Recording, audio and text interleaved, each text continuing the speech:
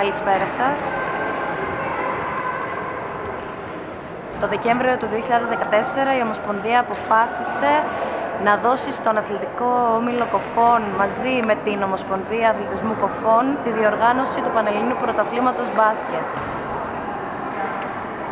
Από το Δεκέμβρη μέχρι και σήμερα κάναμε πάρα πολλές προσπάθειες, αγώνες, είχαμε πάρα πολλές δυσκολίες, αλλά τελικά φτάσαμε στο σημερινό καλό αποτέλεσμα. Σημαντικό είναι ότι όλοι οι συμμετέχοντες ήταν ευχαριστημένοι και η συμμετοχή δείχνει και τα καλά αποτελέσματα στην Ομοσπονδία. Ο στόχος φυσικά είναι να γίνουν οι αγώνες, αλλά είναι να υποστηριχθούν και οι αθλητικές ομάδες, να έχουν κέρδος οι ομάδες.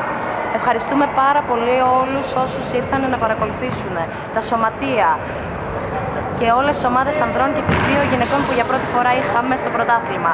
Ελπίζω του χρόνου οι ομάδες να είναι ακόμα περισσότερες για να έχουμε ένα καλύτερο επίπεδο στο πρωτάθλημα. Όπως κάθε χρόνο, γι' αυτό παλεύουμε άλλωστε, για ένα καλύτερο επίπεδο. Ευχαριστούμε πάρα πολύ όλους όσους συμμετείχαν στο πρωτάθλημα.